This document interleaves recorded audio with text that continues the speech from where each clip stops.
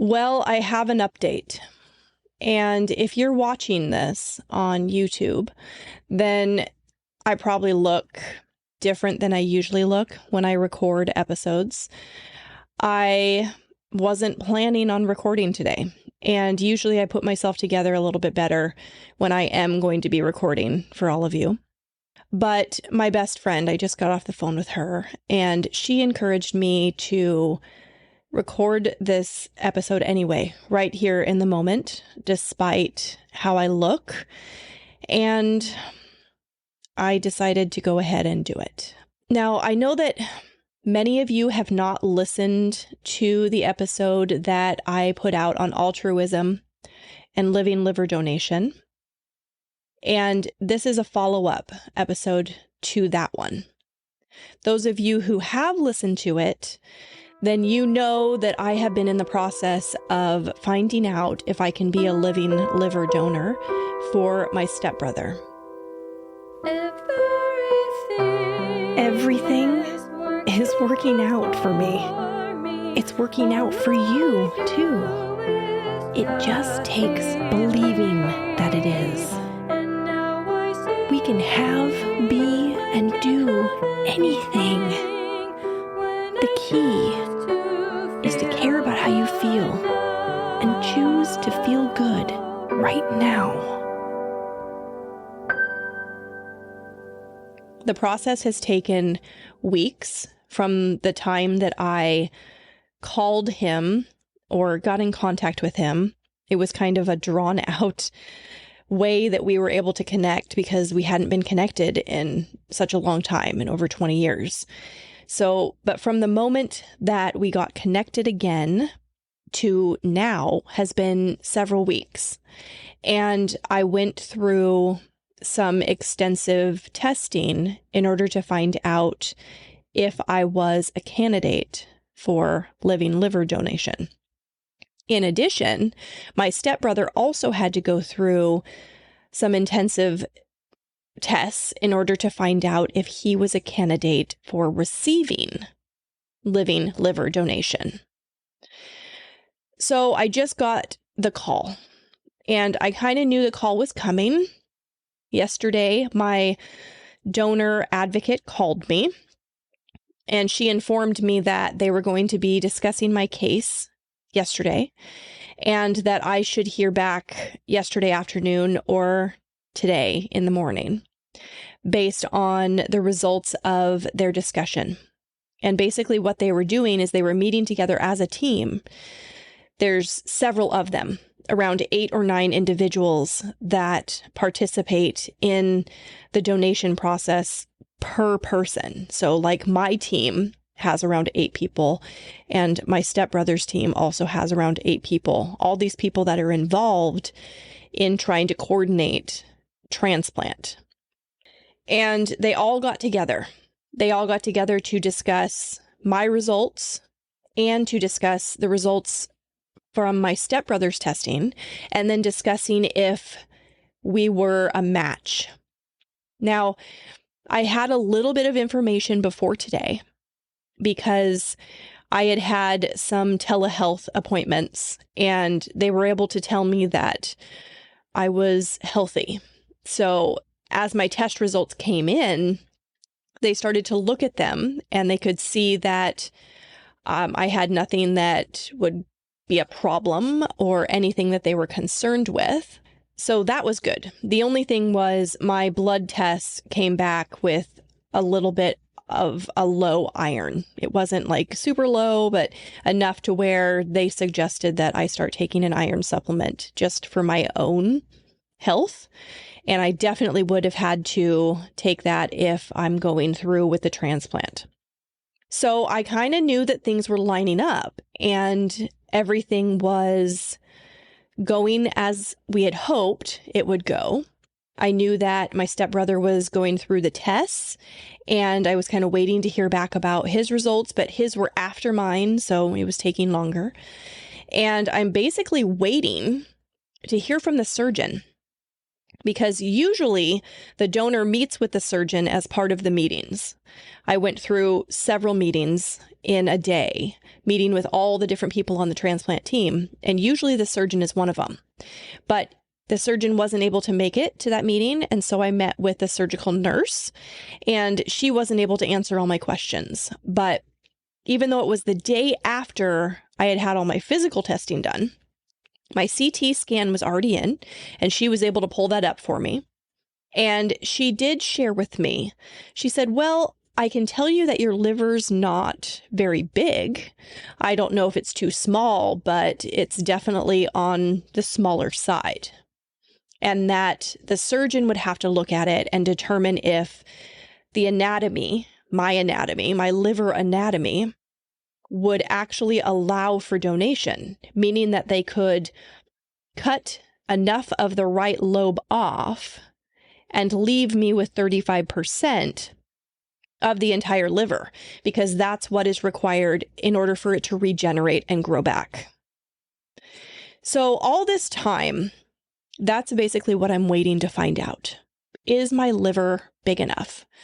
Are the vessels in my liver compatible with his? The anatomy of the liver itself, will it match up with my stepbrother? And the call came in and I didn't hear the phone, and she left me a message and I listened to it, and lo and behold, my liver is too small. So I have not been granted permission to be a living liver donor. And this was, well, it was a mix of emotions for me to receive that information. And I'm still kind of processing all of it. And I'm still kind of teeter-tottering between negative and positive emotions, because I'm really disappointed that I couldn't do this. I wouldn't have entered into this process if I didn't want to do this for him. This was my idea. I went to him. When I found out that he was in need of a liver, I took it upon myself to reach out. I knew that my blood type would be compatible. I felt like this was something that I was meant to do in my life, that was on my life path. And I followed that inspiration. And it was a strong feeling, and I really felt good about it. And then as the process went on and I started learning some things about liver donation, I started to have a little bit of doubt creep in, and I started to have some worry. And two of those things were that, one, I didn't know that I had to lose my gallbladder. That was something specific in this scenario, because the right part of your liver is what's connected with your gallbladder. So there's two lobes of the liver, and the right lobe has the gallbladder attached. So in order to donate to another adult, that is the lobe that they choose to take, especially when it's a woman donating to a man, because anatomy-wise, women have a tendency to be smaller and therefore have a smaller liver, and men are bigger and need more from the donation, need more, a larger portion of the donor liver in order for their body to take it and regenerate it. So I was faced with the news that I would be losing my gallbladder.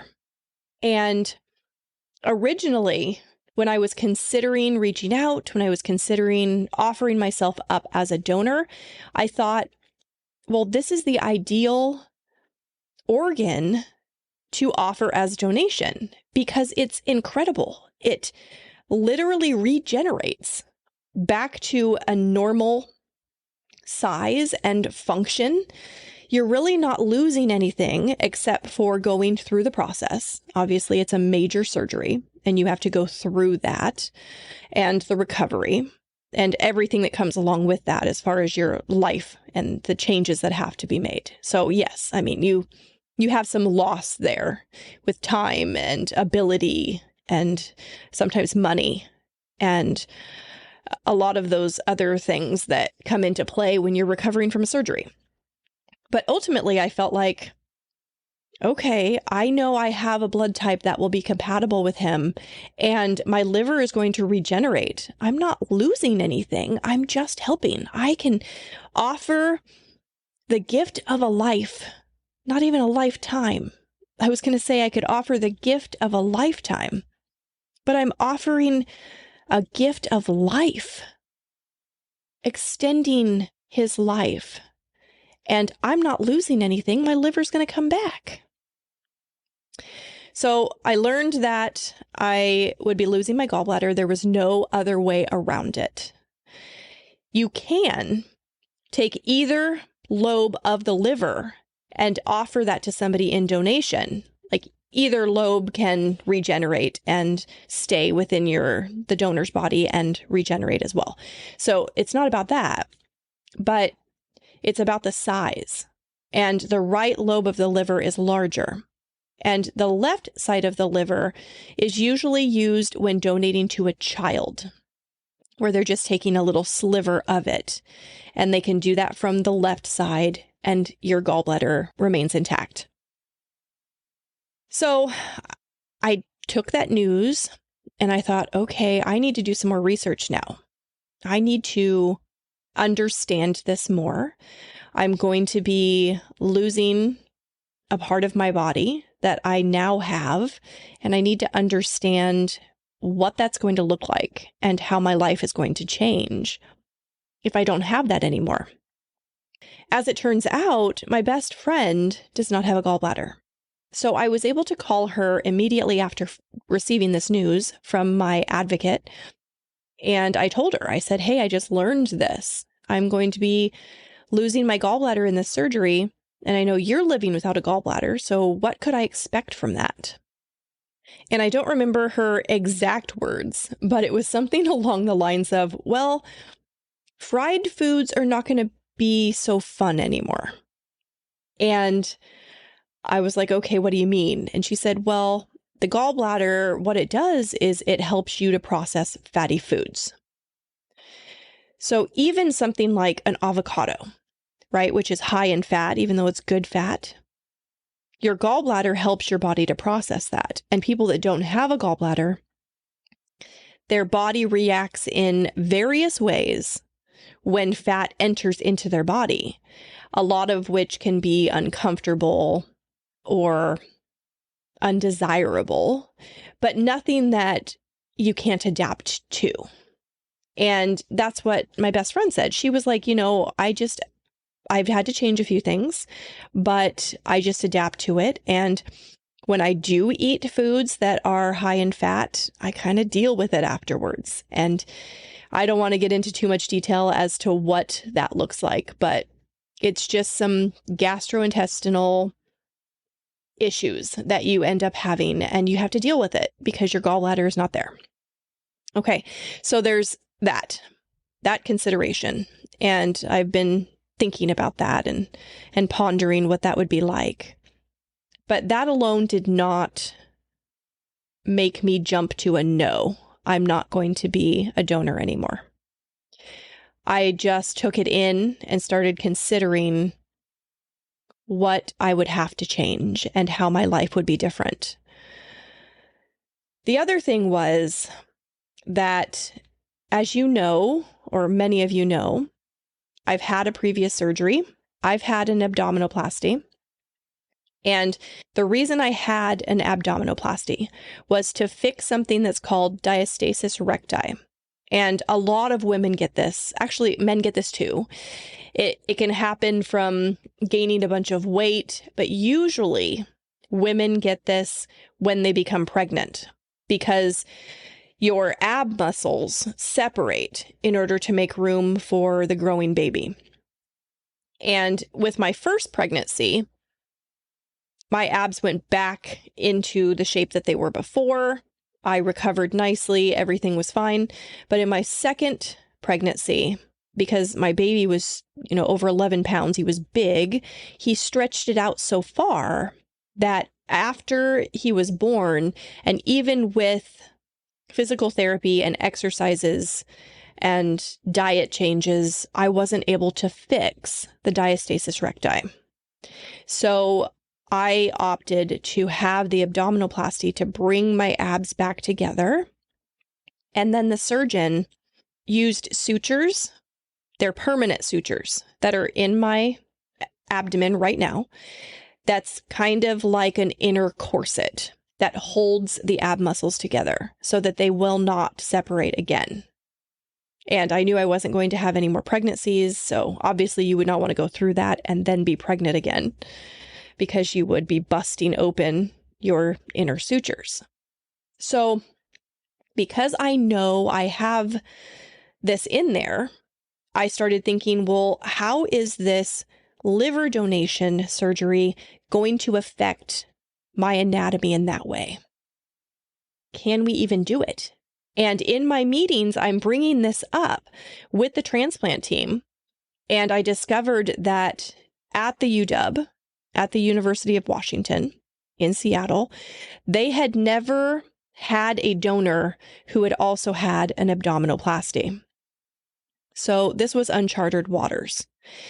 And since I couldn't meet with the surgeon, I was talking with the surgical nurse and I said, well, I just want to know, after you cut, are you going to be able to put the sutures back so that I don't have the diastasis return? And first of all, I had to find out where the sutures are.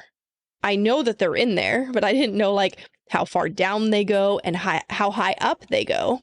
So I had to call my plastic surgeon and I had to ask that question. And they told me that the sutures go up as high as my ribs.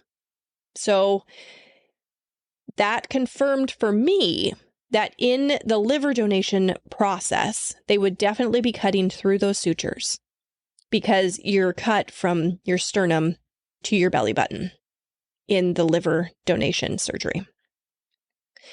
So now I'm just waiting. I had told the surgical nurse that I wanted to know that. Would they bring in a plastic surgeon to fix that for me before they close me up? Is it something they wouldn't be willing to do? Can we even do this? Can you even go in there and get the liver when I have this other surgery that has been performed? And I've been waiting to hear about that. And I still don't know the answer, because we found out that my liver is too small for donation, that they never had to address that with me. But I had to think about that. That was definitely something I had to consider, that I had learned about going through the testing process and the meetings, that was a possibility for me, is that my surgery would be undone and they would not be able to repair it. The surgeon did pass on information saying, well, I can't guarantee that your abdomen will look the way it did before the surgery. And I was like, oh, well, I'm not concerned about that. It wasn't about the way it looks for me. I kind of accepted that, I'm going to have this large scar, right, from my sternum to my belly button forever. You have a surgical scar. So I knew that was going to be there. I just wanted to know, can you fix the problem that the abdominoplasty fixed? Because I didn't want to go backwards in that. The reason that I wanted the diastasis recti to be repaired was because it was making my life hard.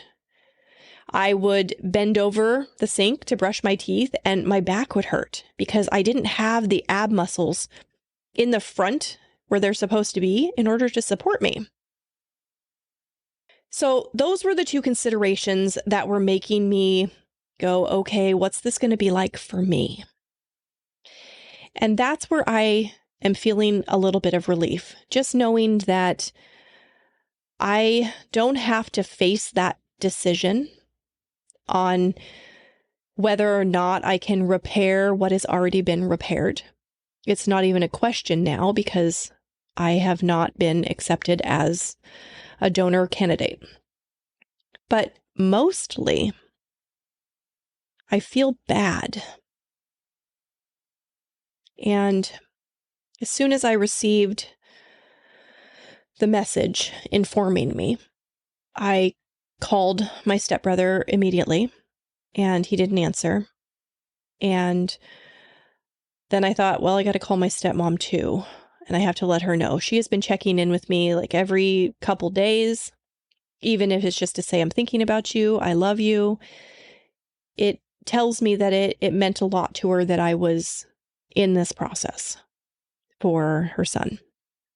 So my stepbrother calls me. He calls me back, and I had to deliver this information because the way liver donation or any kind of organ donation works is when you step forward as being a donor and you get your own team, your information is protected. And they would not call the recipient, whereas sometimes you don't even know who the recipient is. Some people step forward just wanting to be a donor. But in my case, we knew who I was doing this for. But they don't inform the recipient when something comes up, letting the donor know that they're not a candidate. So he would have never known unless it came from me. Delivering that kind of news is not my favorite thing to do. It's a little heavy. It's negative. It's undesirable. It's disappointing. We're disappointed. He had been hoping that I would be a match. He went through all the testing, was told that he was a candidate for living liver donation, which is great. And I had been telling him all of my process, the tests, and that everything was coming back normal, that we were just waiting for the final evaluation.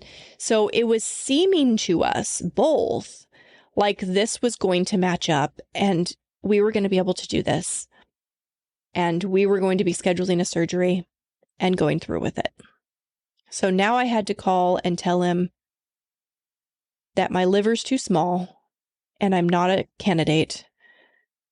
I can't help in that way. It's no fun to give somebody information like that. So he's processing it, right? And I'm like, I understand you're kind of taking this all in. I'm here if you want to talk more about it, in the next couple days or whatnot. I said, I'm really hoping that some other people are going to come forward because they have been sharing this link that I'm going to put in the show notes that tells about him. And if you're willing and open to being a donor, you can go through the testing as well, which, by the way, all of the testing is free to you. So if this is something that you're considering, and I urge you to consider it, the recipient's insurance covers everything. And that could even cover your cost for hotel and travel. You just have to apply for that and be accepted. So anyway, there's a link that they have been sharing on social media and with their friends and family, hoping that someone else might want to step up and go through the testing process for him. That alone helps me to appreciate what I did, because I was the first person to step up and be willing to go through this process for him. No one else had done it yet. No one else had actually said, let's do this. Like, yeah, I'm willing and let's get it scheduled. And me doing that led to me not being a candidate, but it also led to him going through the testing and finding out that he is a candidate for living liver donation. And that alone is something great, because now we know it's a possibility. Before we didn't. He has a complicated anatomy, so we didn't even know if he was a candidate for living liver donation. And this process with me going through it allowed him to go through it, and now we know. So now the possibility is there, and other people can come forward and hopefully find a match so that he can receive this life-saving donation, and the donor can live knowing that they have provided something that is priceless. There's so much to appreciate on both sides of that. And even though I don't get to have that, and I wanted to have that experience, and I wanted to be that for him and his family, I still am appreciating that I helped to get the ball rolling. I helped to get the process in motion. And in addition to that, I reconnected with a member of my family that I had lost touch with. So I had to tell him that it's not going to be me. And I did offer to help in any other way I can. I said, if you need help with your kids, if your wife wants to go through the process and find out if she's a match and you both end up doing that, they both would be laid up. I said, I will come. I will help with your kids, whatever you need. I want this for you. I want this for your family. And I wish it could have been me, but it isn't. And he was grateful. And then I had to call my stepmom, and I had to tell her the same thing. And she said that she kind of thought that this might be the case, but that she has an intuition that somebody is going to come forward, or that he is going to get a liver in one form or another. So I'm kind of putting my hope in Mother's intuition on that. So there you have it. I'm not going to be donating my liver. I am not going to be recovering from liver donation surgery. And I know that in the other episode, I had mentioned that this process was going to affect the future of this podcast. And that is no longer the case as of right now. I do have some other things that are going on, which may also contribute to a change with the podcast. And if that happens, I'll let you know. But as of right now, it's business as usual. And we'll just see how things unfold in the future. I do have some irons in the fire that may take some of my time away from the podcast, but we'll see. It's all kind of up in the air right now. I really was just waiting to see what was happening with this process. I had been really heavily focused on the liver donation and kind of throwing everything else up in the air and not knowing how it was going to land.